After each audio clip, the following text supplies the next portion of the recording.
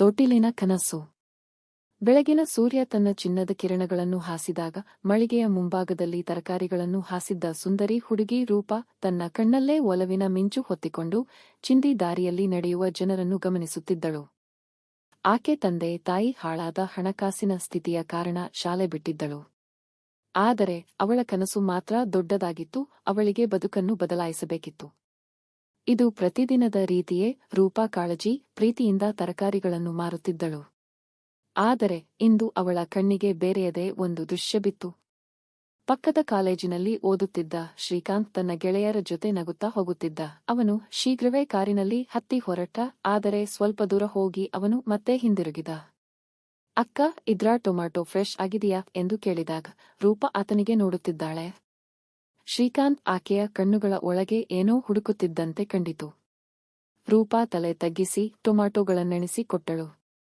ಆದರೆ ಅವನು ಹೋಗುವ ಮುನ್ನ ಅವಳ ಕೈಗೆ ಬಿಟ್ಟು ಹೋದ ಹಣ ನೋಡಿದಾಗ ಅವಳು ಅಚಾತುರ್ಯದಿಂದ ನಕ್ಕಳು.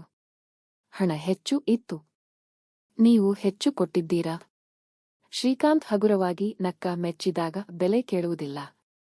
ಆ ದಿನದಿಂದ ಅವನು ಪ್ರತಿದಿನ ತರಕಾರಿ ಖರೀದಿಸಲು ಬರುತ್ತಾ ಇದ್ದ. ಆರಂಭದಲ್ಲಿ ಸುಮ್ಮನೆ ಮಾತಾಡುತ್ತಿದ್ದ ಈ ಇಬ್ಬರೂ ಸಮಯದೊಂದಿಗೆ ಹತ್ತಿರವಾದರು.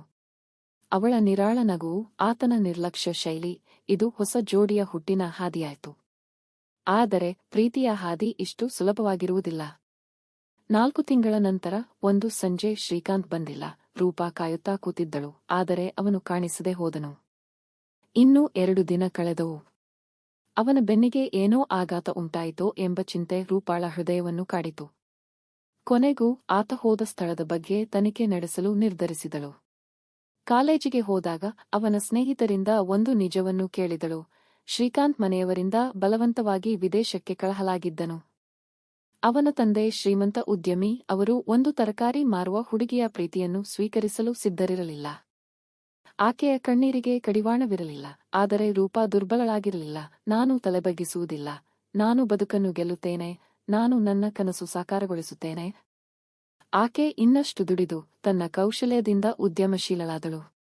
ತಿಂಗಳುಗಳ ನಂತರ ತನ್ನ ಹಣ್ಣು ತರಕಾರಿ ಮಳಿಗೆಯನ್ನು ದೊಡ್ಡ ಅಂಗಡಿಯನ್ನಾಗಿ ಬದಲಾಯಿಸಿದಳು.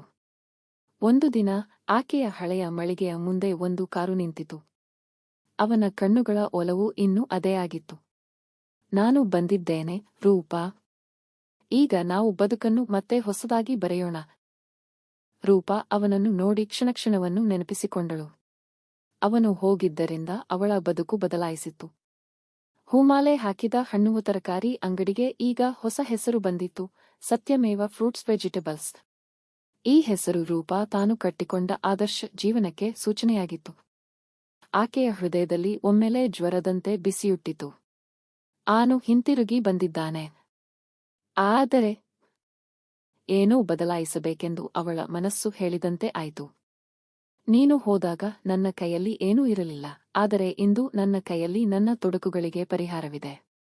ನಾನು ನನ್ನದೇ ಆದ ಉದ್ಯಮಿ. ಈಗ ನೀನು ಯಾಕೆ ಹಿಂತಿರುಗಿದ್ದೀಯಾ? ರೂಪಾ ತನ್ನ ಭಾವನೆಗಳನ್ನು ಹತಾಶೆಯ ಬೆಲೆಯಲ್ಲಿ ಆತನ ಮೇಲೆ ಹಾಕಿದಳು. ಶ್ರೀಕಾಂತ್ ಆಕೆಯ ಕಣ್ಣುಗಳಲ್ಲಿ ನೋವನ್ನು ನೋಡಿಯೇ ತಿರುಗಿ ನೋಡಲು ಎಚ್ಚರವಾಗಿ ನಿಂತ. ನಾನು ಹೋಗಲು ನಾನು ಕಾರಣವಲ್ಲ, ರೂಪಾ. ನನ್ನ ಕುಟುಂಬ ನನ್ನನ್ನು ಜಪಾನಿಗೆ ಕಳುಹಿಸಿತು. ನಾನು ಪ್ರತಿದಿನವೂ ನಿನ್ನ ನೆನಪಿನಲ್ಲಿ ತೀವ್ರವಾಗಿ ಬದುಕುತ್ತಿದ್ದೆ. ಈಗ ನಾನು ನನ್ನ ಬದುಕಿನ ನಿರ್ಧಾರವನ್ನು ತಾನೇ ತಗೊಳ್ಳಲು ಬಂದಿದ್ದೇನೆ. ನಾನಿನ್ನು ಅವರೆಲ್ಲರ ನಿಯಂತ್ರಣಕ್ಕೆ ಒಳಪಡಲಾರೆ. ರೂಪಾ ನಗುತ್ತಲೇ ಕಣ್ಣೀರಿಟ್ಟಳು. ನೀನು ಹೋದಾಗ ನಾನು ದುರ್ಬಲಳಾಗಿದ್ದೆ. ಆದರೆ ಇಂದು ನಾನು ನನ್ನ ಜಗತ್ತನ್ನು ನಿರ್ಮಿಸಿದ್ದೇನೆ. ಒಬ್ಬಳೇ ನಿಂತುಕೊಳ್ಳುವ ಶಕ್ತಿ ಹೊಂದಿದ್ದೇನೆ. ಪ್ರೀತಿಗೆ ಈಗ ಯಾಕೆ ಜಾಗ ಕೊಡುವುದು? ನೀನು ಈ ಯಶಸ್ಸನ್ನು ಗಳಿಸಿದ್ದೀಯಾ, ಆದರೆ ಹೃದಯದಲ್ಲಿ ಖಾಲಿ ಜಾಗವಿದೆಯಾ? ಶ್ರೀಕಾಂತ್ ಮುಗ್ಧವಾಗಿ ಕೇಳಿದ. ನಾನು ಇದನ್ನು ತುಂಬಲು ಇಲ್ಲ. ನಾನು ನಿನ್ನ ಕೈ ಹಿಡಿದು ಇನ್ನು ಮುಂದೆ ನಿನ್ನ ಜೊತೆಗೆ ಸಾಗಲು ಬಂದಿದ್ದೇನೆ. ಒಂದು ಕ್ಷಣಕ್ಕೆ ಶಾಂತಿ ಮಡುಗಟ್ಟಿದಂತೆ ಆಯಿತು. 2 ಹೃದಯಗಳು ಹಳೆಯ ನೆನಪಿಗೆ ಹಿಂದಿರುಗಿದವು. ಆಗಲೇ ಅಂಗಡಿಯ ಮುಂದೆ ಯಾರೋ ಆಡುಗಳ ಹಕ್ಕಿ ಹಾರಿದಂತೆ ಕೂಗಿದರು. ಅಯ್ಯೋ! ಕಾರು ಅತಿಯಾಗಿ ವೇಗವಾಗಿ ಬರುತ್ತದೆ. ರೂಪಾ ತಿರುಗಿ ನೋಡಿದಾಗ ಅವಳ ಹೃದಯ ನಿಂತಂತಾಯಿತು. ಒಂದು ಬಿಳಿ ಕಾರು ನೇರವಾಗಿ ಅಂಗಡಿಯ ಕಡೆಗೆ ಬಂದಿತ್ತು. ಒಂದು ಕ್ಷಣದೊಳಗೆ ಅವಳನ್ನು ಒತ್ತಿ ಹಾಕುವುದಕ್ಕೆ ಸಮೀಪಿಸುತ್ತಿತ್ತು. ಶ್ರೀಕಾಂತ್ ಪ್ರಾಣಭೀತಿಯಿಂದ ಓಡಿ ಆಕೆಯನ್ನು ತನ್ನ ಭುಜದ ಮೇಲೆ ಎಳೆದುಕೊಂಡ. 2 ಸೆಕೆಂಡುಗಳ ಅಂತರದಲ್ಲಿ ಕಾರು ಅಂಗಡಿಯ ಒಂದು ಮೂಲೆಗೆ ಗುದ್ದಿತು. ಹಾಲಹರಿದು ಹೋದ ರಕ್ತ, ಧೂಳಿನ ಮಂಜು, ಜನರ ಗಲಾಟೆ. ರೂಪಾ ಭಯದಿಂದ ತನ್ನ ಕೈ ಚಾಚಿದಳು. ಶ್ರೀಕಾಂತ್ ತನ್ನ ಕೈ ಬಿಟ್ಟು ನೆಲಕ್ಕೆ ಬಿದ್ದಿದ್ದ. ಶ್ರೀಕಾಂತ್ ರೂಪಾ ಅವನ ಬಳಿ ಕುಣಿದು ಕುಳಿತಳು. ಆತನ ಮುಖದಲ್ಲಿ ರಕ್ತದ ಚುಕ್ಕೆಗಳು ಬೀಳಿದವು. ಜನರು ತಕ್ಷಣವೇ ಓಡಿಬಂದು ಸಹಾಯ ಮಾಡಲು ಮುಂದಾದರು. ನನಗೆ ಏನೂ ಆಗಿಲ್ಲ ರೂಪಾ. ಶ್ರೀಕಾಂತ್ ನವಿರಾಗಿ ನಗುವ ಪ್ರಯತ್ನ ಮಾಡಿದ. ಆದರೆ ಅವನ ಕಣ್ಣಿನ ಮುಂದೆ ಮಬ್ಬಾಗಿತ್ತು. ನೀನು ನನ್ನನ್ನು ಕಾಪಾಡಲು ಬಂದೆಯೋ, ಆದರೆ ನನ್ನ ಮುಂದೆ ಬೀಳಲು ಅಲ್ಲ. ರೂಪಾ ಕಣ್ಣೀರಿಟ್ಟಳು. ಈಗ ಮಾತಾಡಬೇಡ. ನಾನೀಗ ನಿನ್ನನ್ನು ಆಸ್ಪತ್ರೆಗೆ ಕರೆದೊಯ್ಯುತ್ತೇನೆ. ಜನಸಂದಣಿ ಅವರತ್ತ ನೋಡುತ್ತಿತ್ತು. ಯಾರೋ ತಕ್ಷಣವೇ ಆಂಬ್ಯುಲೆನ್ಸ್ ಕರೆಸಿದರು. ಏನಿದು? ಯಾರು ಈ ದುಷ್ಕರ್ಮಿಗಳು? ಆಗಲೇ ಅಲ್ಲಿದ್ದ ಕೆಲವು ಜನ ಕಾರು ಓಡಿಸಿಕೊಂಡು ಬಂದ ವ್ಯಕ್ತಿಯನ್ನು ಹಿಡಿದುಕೊಂಡರು. ಅವನು ಶ್ರೀಕಾಂತ್ ತಂದೆಯ ಆಪ್ತ ಸಹಾಯಕರಾಗಿದ್ದ ರಾಮಪ್ಪ. ನೀನೇ ಇದನ್ನೆಲ್ಲ ಮಾಡಿದೆಯಾ? ರೂಪಾ ಕೋಪದಿಂದ ಕೇಳಿದಳು. ರಾಮಪ್ಪನ ಮುಖದಲ್ಲೊಂದು ವಿಕೃತ ನಗೆಯಿತ್ತು. ನೀನು ಶ್ರೀಕಾಂತ್ನ ಜೀವನದಿಂದ ದೂರ ಹೋಗಲು ನಾವು ಎಲ್ಲವನ್ನೂ ಮಾಡ್ತೇವೆ. ನಮ್ಮ ಸಾತಿ ಬಿಟ್ಟು ಹೋದರೆ ಹೀಗಾಗಲೇಬೇಕು. ರೂಪಾ ಗಾಬರಿಯಾದಳು. ಈ ಕೂಡಲೇ ಪೊಲೀಸರನ್ನ ಕರೆಸಿ ಅವನನ್ನು ಹಿಡಿಯುವಂತೆ ಹೇಳಿದಳು. ಆದರೆ ಅವನ ಹಿಂಬಾಲಕರು ಓಡಿಹೋದರು. ಆಸ್ಪತ್ರೆಯ ಗಂಗೋತ್ರಿ. ರೂಪಾ ನಿಸ್ಸಹಾಯತೆಯಿಂದ ಆಸ್ಪತ್ರೆಯ ಹತ್ತಿರ ಕುಳಿತುಕೊಂಡಳು. ಶ್ರೀಕಾಂತ್ನನ್ನು ತೀವ್ರ ನಿಗಾ ಘಟಕಕ್ಕೆ ತೆಗೆದುಕೊಂಡಿದ್ದರು. ಕತ್ತಲು ಕವಿದಂತೆ ಅವಳ ಮನಸ್ಸು ಕಮಕಮಿಸುತ್ತಿತ್ತು. ನಾನು ನಿನ್ನನ್ನು ಮತ್ತೆ ಕಳೆದುಕೊಳ್ಳೋಣವೋ? ಕಾಲ ತೀರದಂತೆ ಕಳೆಯಿತು. 1 ಗಂಟೆ, 2, 3.